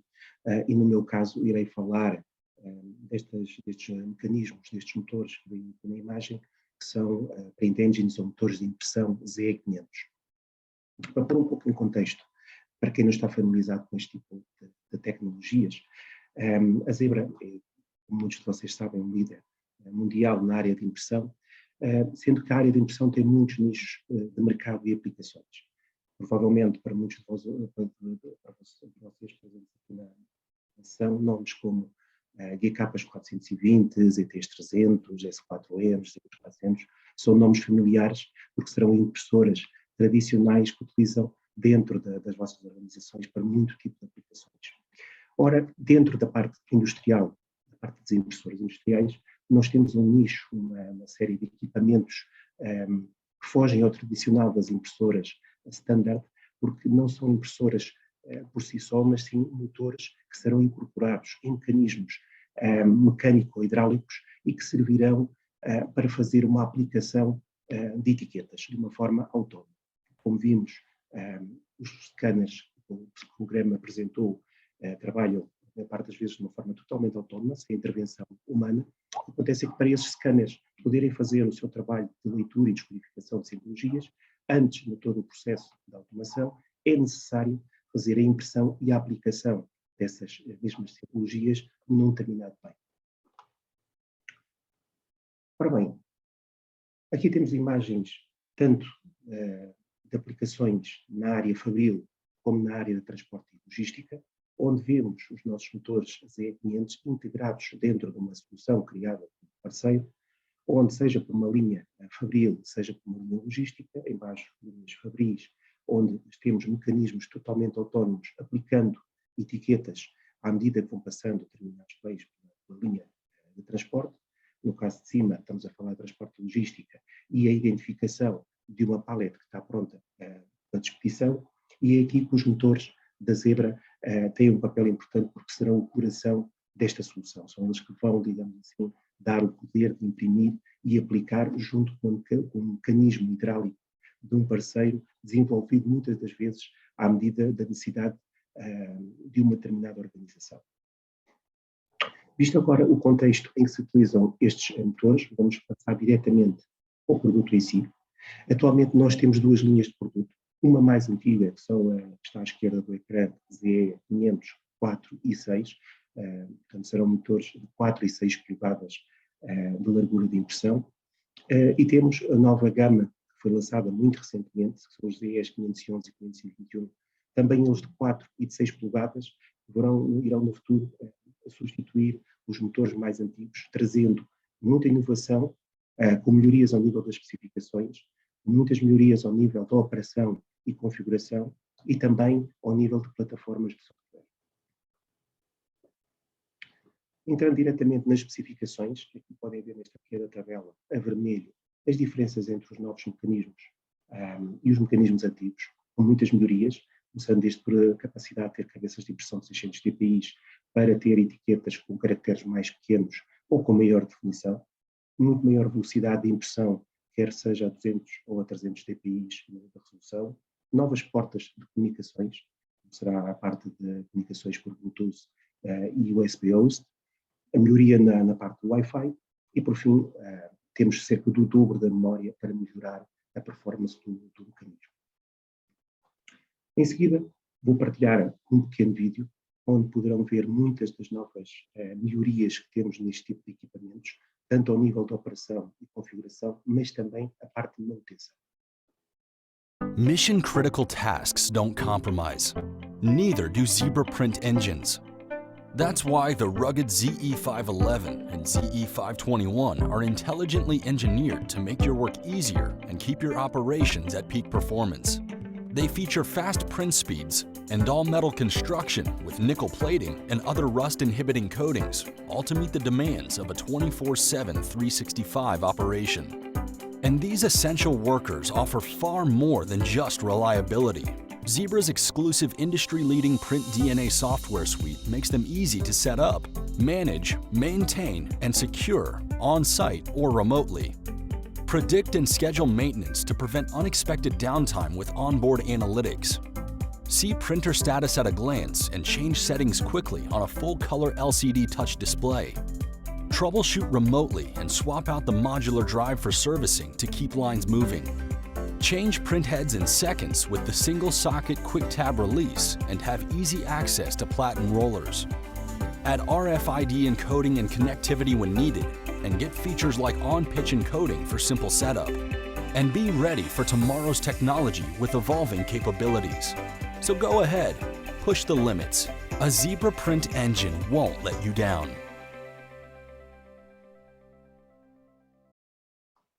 Ora, muito bem, um pequeno resumo agora de algumas das melhorias e funcionalidades que vimos no vídeo, começando por o ecrã tátil a cores, que facilitará muito tanto a operação como a configuração do equipamento e que pode ser utilizado por operadores quer estejam com ou sem luvas. Introdução de portas USB host, que vai trazer duas melhorias significativas. Uma é a possibilidade de injetar diretamente na impressora fecheiros, programas, novas etiquetas que sejam necessárias passar para a impressora, por um lado, através destas portas. Por outro, para situações em que seja necessário utilizar um mecanismo de uma forma standalone local, estas portas irão dar a possibilidade de fazer a ligação utilizando dispositivos externos, como sejam teclados e scanners. Facilidade de uso. Uso e manutenção. Um dos pontos principais, vocês viram o acesso muito simplificado a esta máquina e realmente uma peça que é crítica, que é a cabeça de impressão. Temos aqui, vimos no vídeo, a possibilidade que é fazer a troca deste item, que é realmente um item de desgaste através da impressão. É muito fácil, é muito rápido e intuitivo fazer a troca da cabeça de impressão nestes equipamentos. RFID. Hoje em dia, cada vez está mais disseminado no mercado esta tecnologia, que é o RFID. No motor anterior, o Z500, tínhamos disponível RFID UHF exclusivamente para o módulo de 4 polegadas. Com as novas versões da Z500, estes módulos passam a estar disponíveis tanto para 4 como para 6 polegadas, com a vantagem adicional de que alguém que implemente uma solução de print and apply sem RFID, no futuro, se necessitar implementar RFID, a única coisa que tem que fazer é comprar o módulo UHF, instalá-lo e desta forma tem, digamos, uma proteção do investimento, porque não necessitará de trocar o equipamento, basta fazer o upgrade ao mesmo. Para finalizar, vou falar um pouco da parte de software, que é uma parte também muito importante e crítica quando estamos a falar na gestão e configuração de equipamentos e também na parte de integração com outras plataformas. A Zebra lançou, alguns anos atrás, uma plataforma de software que chamamos LinkOS, que também está designada, como viram na sessão do Grêmio, como Print DNA. Basicamente, esta plataforma LinkOS consiste numa série de apps desenvolvidas para Zebra, para a nossa linha de impressoras LinkOS compatível e que vai trazer uma maior facilidade de integração destas impressoras, onde se inclui também o Z500, a gestão e a visibilidade destes mesmos equipamentos. Para vos dar uma melhor percepção do que é que estas plataformas de software permitem fazer, eu vou explicar aqui alguns dos itens que estão aqui sublinhados a amarelo. Começando por de baixo para cima, temos o Network Connect. O que vai permitir fazer esta aplicação é a integração do motor numa rede industrial. E esta rede industrial vai, de alguma forma, digamos, dentro do setor fabril, dar uma outra capacidade de interação com impressoras, permitindo ligações próprias e com integração em PLCs. Subindo para a parte de ferramentas de produção, começamos com o PrintStation, que é uma aplicação que já foi desenvolvida há algum tempo, mas que é extremamente versátil, porque aquilo que vai permitir fazer é, para certas aplicações, quando necessita fazer o acesso a uma determinada impressora LinkOS com algo tão banal hoje em dia como, por exemplo, um tablet Android, vai-nos permitir fazer a ligação através do dispositivo e passar informação para a impressora ou recolher essa informação desse mesmo mecanismo, fazer a alteração diretamente no PrintStation e voltar a devolver os novos comandos ou as novas etiquetas que serão necessárias imprimir. Do lado direito temos o Virtual Devices, uma aplicação muito interessante que vai facilitar imenso a integração destes dispositivos. Muitas vezes acontece nas organizações já existir uma solução anterior, que muitas vezes utiliza mecanismos não Zebra. Ao chegar o momento de substituir esses mecanismos por estarem obsoletos, surge o problema de que muitas vezes os mecanismos utilizavam linguagens de outros fabricantes, portanto linguagens diferentes da Zebra, e o que o Virtual Devices vai permitir é que o nosso mecanismo, que já vem por defeito uma linguagem Zebra, que é o ZPL, pode também receber outras linguagens de outros fabricantes, permitindo uma maior facilidade na integração do novo mecanismo, mas também, por outro lado, poupando ou reduzindo os custos de integração, pois isto vai fazer com que dentro da organização não exista uma necessidade de fazer alterações em ERPs existentes. Em baixo temos o PDF Direct, que é uma aplicação muito simples, que vem a partir da versão 6.3 do OS, já por defeito nos equipamentos, e que vai permitir fazer a impressão de um documento PDF, reduzindo a imagem até à escala a que a impressora permite imprimir, que neste caso será ao 4 ou 6 polegadas. Mais à direita temos as ferramentas de gestão, tanto da gestão de equipamentos como da parte de segurança. E aqui eu irei me centrar numa aplicação que é o Print Profile Manager, ou PPME. O PPME é uma ferramenta MDM desenvolvida pela Zebra, especificamente para as nossas impressoras LinkOS. E eu volto aqui a vincar a parte de impressoras compatíveis LinkOS, as impressoras mais antigas da Zebra, como por exemplo as GKs 420, ou S4Ms, ou 2844, são impressoras que não são compatíveis com esta plataforma, portanto não podem utilizar estes recursos. Todas as impressoras de nova geração, sejam elas portáteis, desktop ou industriais, incluindo o novo motor ZE500, podem ter acesso a esta plataforma. E o que esta plataforma, o que esta aplicação vai permitir fazer, é fazer uma gestão local ou remota de todo um parque de impressoras, que pode ser de um modelo único ou com vários tipos de modelos integrados na mesma rede. Aqui na breve descrição podem ver muitas das funcionalidades que esta aplicação traz para a gestão das impressoras. Pode ser algo tão simples como detectar uma impressora na rede que esteja parada por falta de consumíveis ou por estar com a tampa aberta. Permite fazer uma análise dos consumíveis ou de etiquetas que são impressas por cada um dos dispositivos, ou fazer algo mais avançado ainda, como partilhar informação com todas as impressoras ou com um grupo específico de impressoras, como seja atualização de software, envio de novas etiquetas, programas, comandos. Vai permitir também fazer a gestão dos settings das impressoras e ir até mais ao fundo, como verificar a vida útil das impressoras portáteis. E do meu lado está tudo, da parte do motor de impressão. Agora vou passar a palavra ao João Rodrigues, que irá falar da restante parte da solução Print and Apply, ou seja, vai explicar as soluções que a IdentPrint representa dentro do Print Apply, onde estão integrados estes motores da Zebra que acabei agora de explicar. João, passo a palavra. Obrigado, Paulo. Bom, o Paulo vai passar à frente com um vídeo, eu vou deixar correr o vídeo e vou comentando o mesmo. Portanto, nós representamos a OBS, que integra...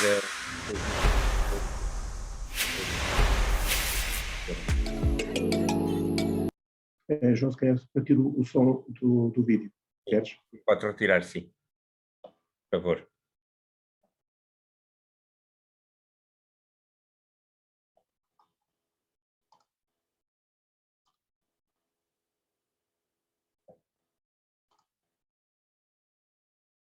Portanto, como eu tinha dito, nós representamos a UBS, United Barcode Systems,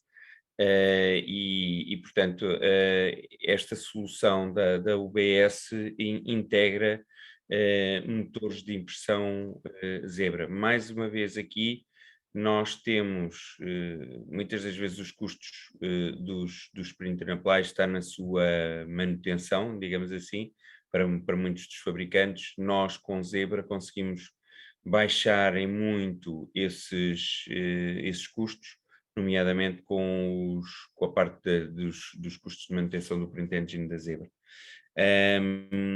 Aqui vem um tipo de aplicador, mas vão ver que há vários tipos de aplicadores, finalizadores, consoante o tipo de caixa que temos e onde queremos colar a etiqueta, se é por cima, por baixo, pela frente, pela lateral. Portanto, nós adaptamos a solução em função da necessidade do cliente e em função da linha que o cliente tem. Muitas das vezes isto não é uma linha criada para depois pôr um Print and Apply, é uma linha já existente e que depois é que se coloca e adapta lá o Print and Apply.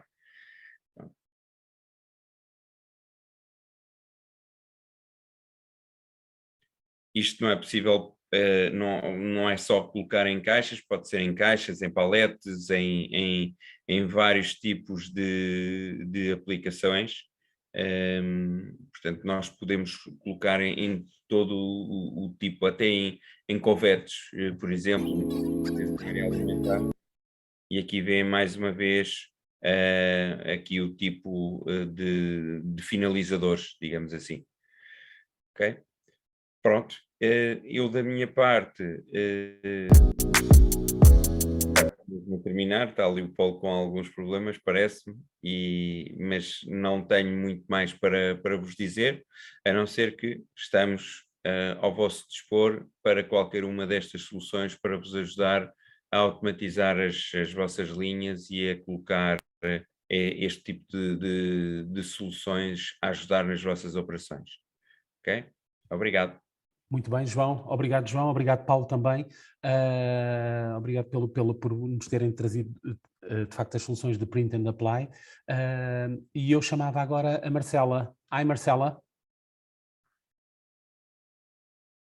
A Marcela é Senior Sales Engineer da Zebra. Good afternoon. Hi, Marcela. We are not seeing your camera. But there we go. Now it's okay. Yeah, thank you. Yeah. Hi, Marcela. Thanks for being with us. Also, the next minutes it will be for you. The stage is yours. Okay. Okay, great. Okay. Let me share my screen. Yeah. Thank you. Oh, sorry.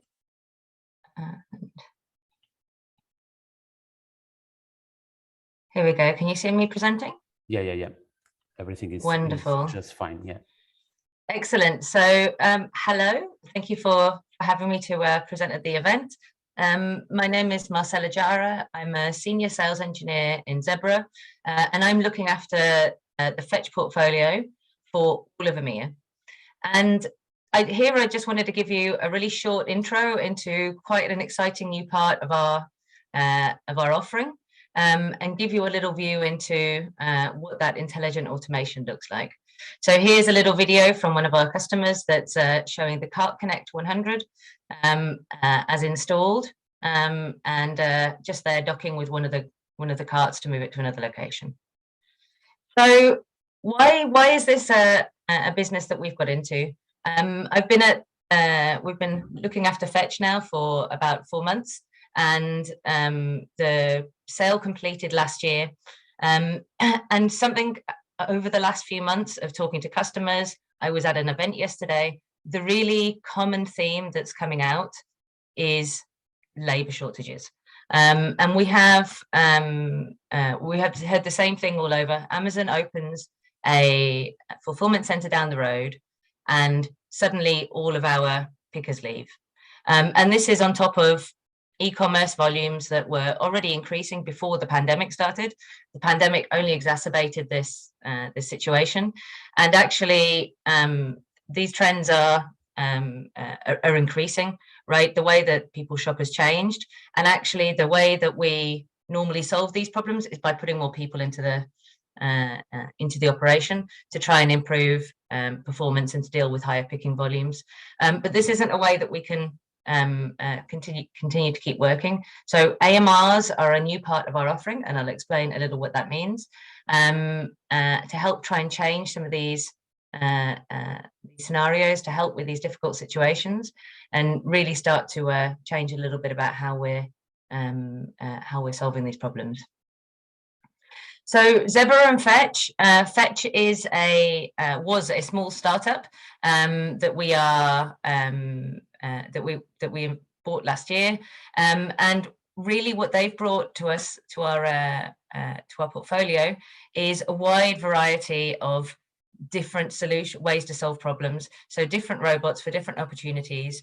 And with Zebra, we're scaling that now, that business, through our channel partners. We're working with new channel partners at the moment, we're looking for people who have experience in AMR solutions to roll them out, so that we can bring this to our customers.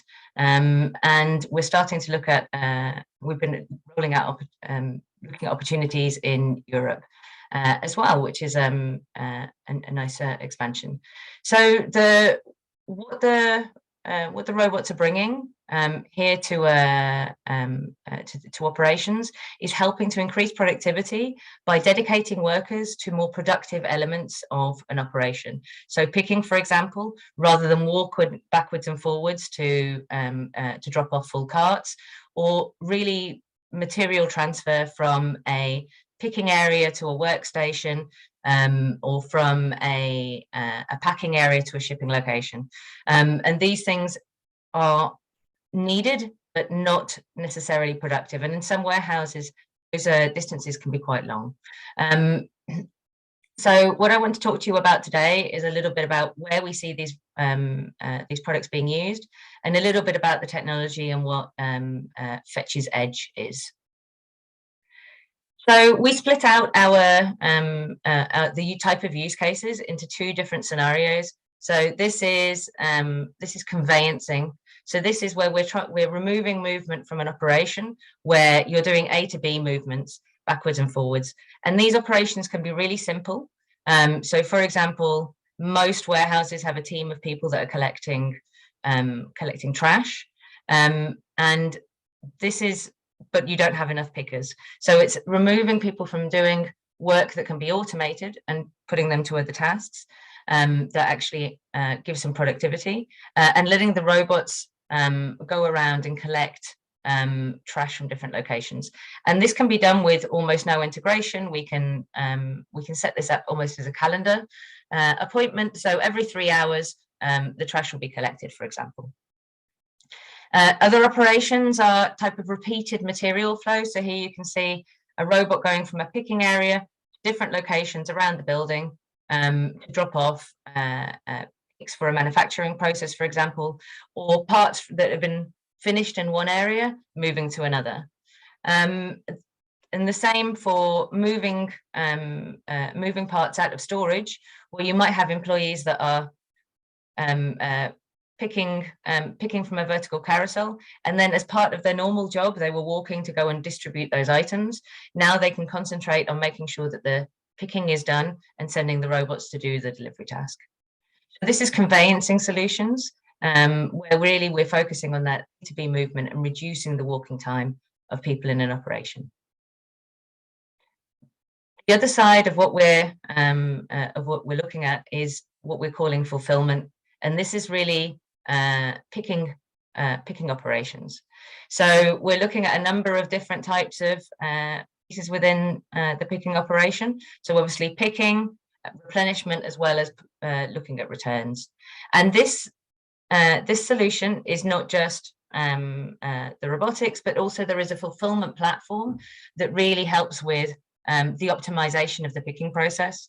So we're moving away from one picker picking the whole of a number of orders, and moving to zone and picking picking operation, where you have pickers in the aisles, and then the robots go to them. So you'll have a number of robots going to an aisle, and the operator just goes to the next available robot, follows the instructions on the screen, while the software in the background is really optimizing that coordination of robots and people in the aisles.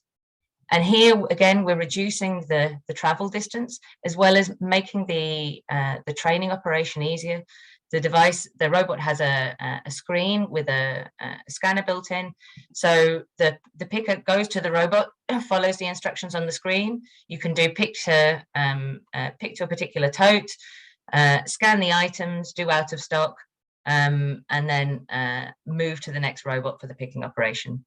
And this is something as well that can be combined with manual operations. So for peak, you have robots and people picking with carts in the same operation. We operate in two different models. So we have robot as a service, as a monthly cost, as well as CapEx. But with robot as a service, we can ramp up, we can scale up the fleet of robots as well for a peak period to increase efficiency during those times when there are higher numbers of orders. So what does the solution look like? Let's go through a little bit about what it is that our offering is here. So a little bit, another acronym for you. I know we have very many in this industry, but one more for the collection. we are selling autonomous mobile robots. So this is the scenario on the right. There are a number of different types of autonomous vehicles in the market, and those on the left, automated guided vehicles, have been in the market for some time, and these are robots that will go on a fixed path. They sometimes have rails or barcodes to mark the routes on which they can travel, and if they find an obstacle in their path, they stop and wait. When the obstacle is removed, they can continue on their journey. The autonomous mobile robot is actually a more intelligent version of this type of automated robot. It has inbuilt intelligence to be able to replan a route around obstacles, avoid things, slow down, change, find its own route around a facility within the guidelines that you've put in. This means that really they are cobots. They're designed to work in conjunction with people in your operation, in the aisles, with forklifts as well.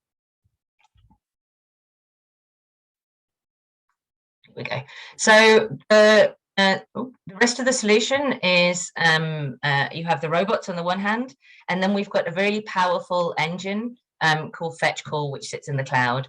And this is where you manage everything about your fleet.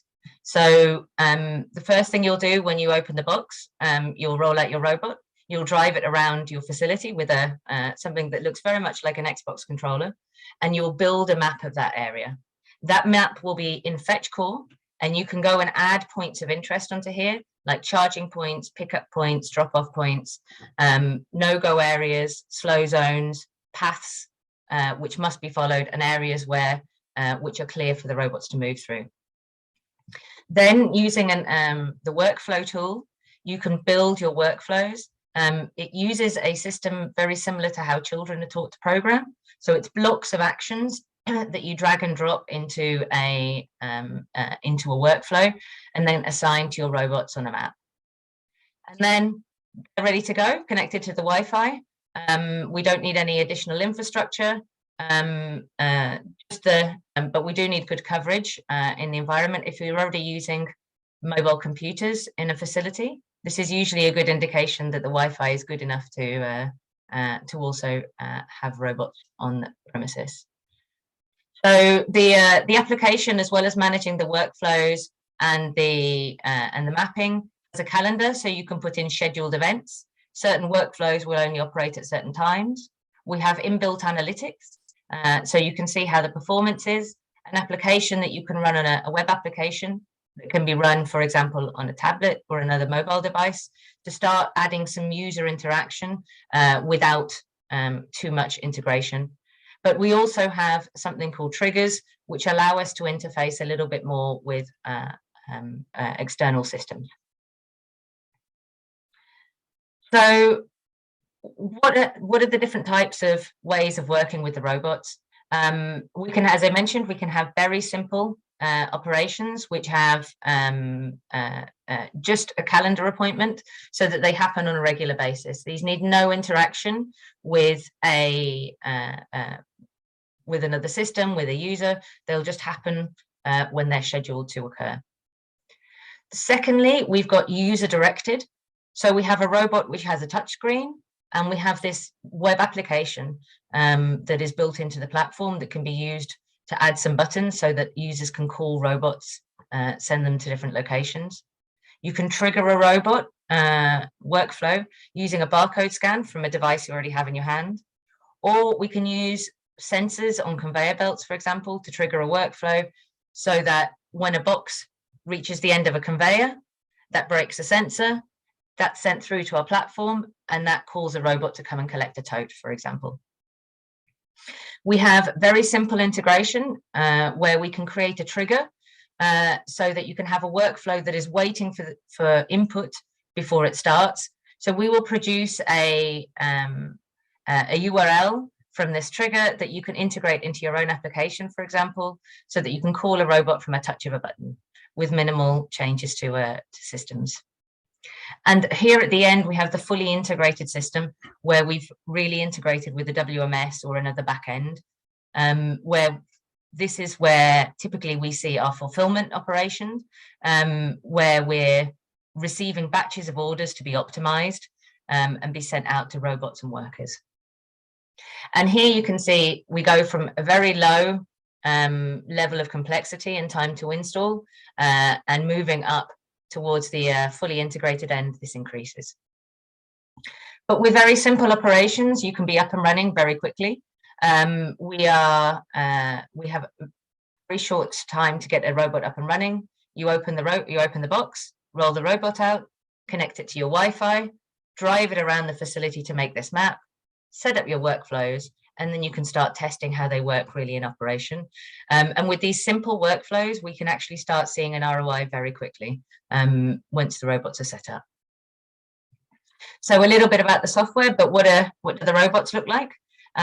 So we have quite a range of different robots available for different types of scenarios. And here we have a cart connect, which we saw in the video at the beginning, where the robot and the cart is separate.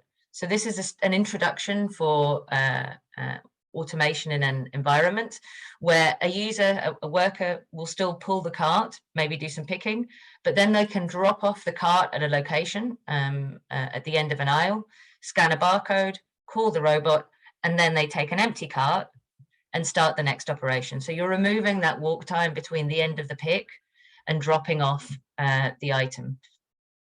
We also have two more specific robots. We have a roller top, which has a small conveyor on, and this can interface with conveyors that you already have on your site. The roller top robot comes to the conveyor through the fetch call platform, can enable the conveyor so that the tote moves onto the roller top and then turns the conveyor off, and the same in return to drop off a tote. We have the Hmi Shelf, which has a inbuilt screen, which means that the user can direct all of the robot's activities. So a picker can load the robot with material for a manufacturing operation, for example, and then using the screen, send the robot to the appropriate location that they need to send it to. And then we have our fleet of robots, and these are more designed for moving heavier objects, for case picking operations, for moving pallets.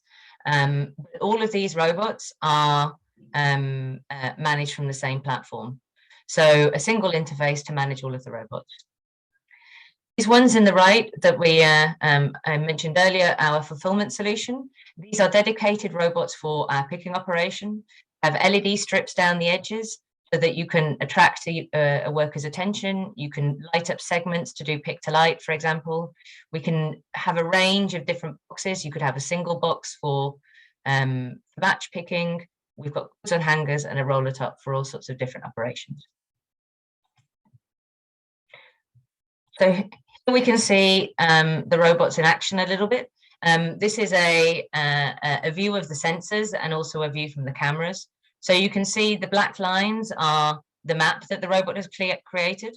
And when you set a workflow in action to go from point A to point B, the robot looks at its map and plans its route.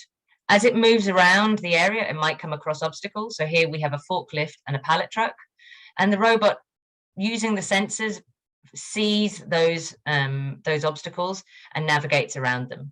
The robot uses laser, a LiDAR sensor, to create the map and for navigation. And we have a camera that's pointing up and a camera that's pointing down. So really we get a good view. We don't just see the edges of feet or the edges of the forklift, but we see the whole forklift. We see the whole cart around which to navigate.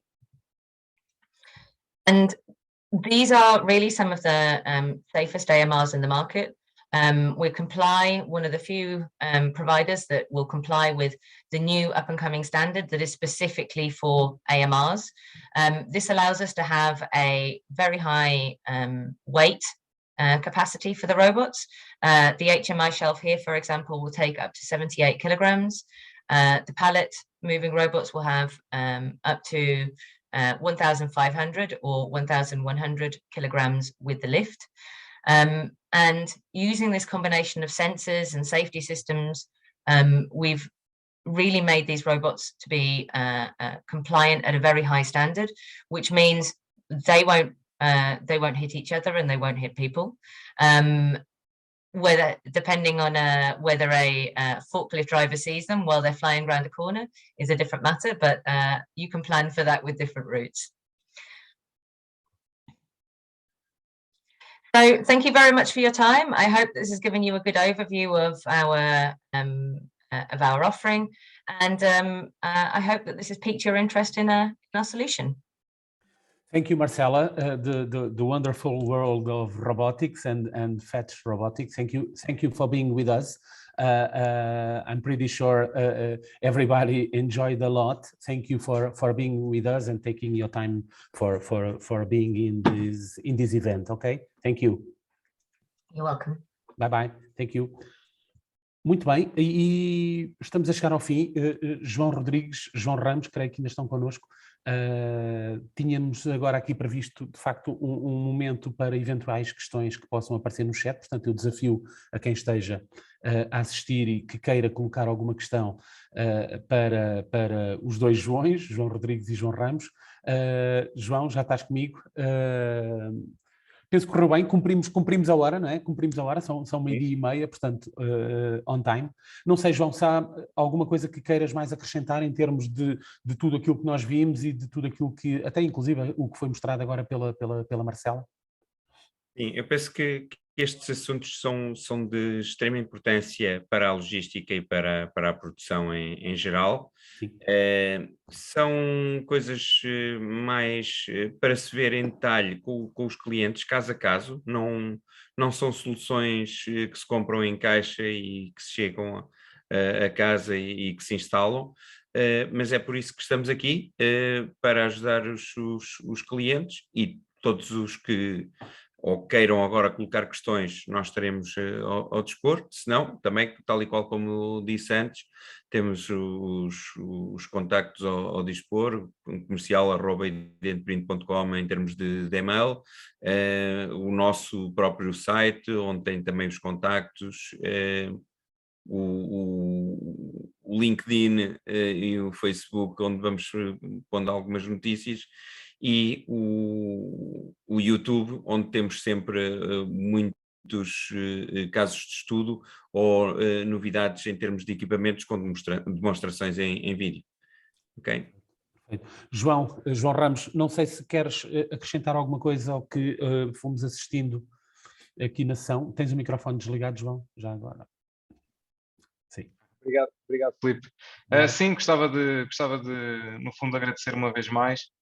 Reiterar que estamos aqui para, se tiverem questões de momento, com vontade de vos responder. Se não, como dizia o João, esta interação não termina aqui. Nós temos toda a disponibilidade e vontade para continuar qualquer troca de ideias convosco, e que esperamos, no fundo, que tenham gostado do evento e que tenham gostado de conhecer algumas das soluções muito transversais que nós temos para, em conjunto, trabalhar convosco. Sim, basicamente é aquilo que nós fomos falando. Aqui a ideia era, de facto, com este evento, nós conseguirmos passar insights para o outro lado, não é? Para as pessoas, de facto, terem uma perspectiva das várias soluções que o mundo Zebra contempla para esta área, para estas áreas da supply chain, da logística e da produção e tudo mais, e naturalmente também as soluções que a IdentPrint dispõe. Eu, se calhar, então aproveitava, não havendo questões no chat, precisamente aproveitava as palavras do João para também me despedir. O que é que nós queremos dizer em nosso nome da Supply Chain Magazine? Obviamente, muito obrigado por as pessoas lá em casa terem estado connosco. Nós tivemos 190 e qualquer coisa inscrições e participantes de facto interessados no evento, o que é muito bom. É sinal que de facto estes temas estão na ordem do dia. Queria dizer uma coisinha mais para quem está lá e para quem está a assistir-nos. Nós na próxima semana vamos ter um novo evento online para os produtos de grande consumo e retalho. É um evento totalmente Supply Chain Magazine, e depois ficamos de baterias apontadas para maio, para 9 e 10 de maio, maio para a grande conferência de Supply Chain que se faz por cá. O evento vai ser presencial, vai ser em Carcavelos, na Nova. É um grande evento, é um dia e meio e, portanto, a partir da manhã, creio, o website do evento já vai estar online no site da Supply Chain Magazine, portanto, passem por lá, vejam os temas, os oradores e comecem de alguma forma a envolverem-se com a conferência. Aliás, conferência até onde a IdentPrint também vai estar e é um dos sponsors e, portanto, vai ser de facto um grande momento. Meus caros João Rodrigues, João Ramos, muito obrigado. Obrigado por estas 2 horas de evento, acho que correu muito bem, não tivemos problemas técnicos, correu tudo otimamente e, portanto, é bom quando assim é. Acho que passámos, de facto, uma mensagem boa para o outro lado e bons negócios a todos e que tudo corra bem, está bem? Obrigado a todos. Obrigado e até breve, muito obrigado. Muito obrigado a todos também. Obrigado.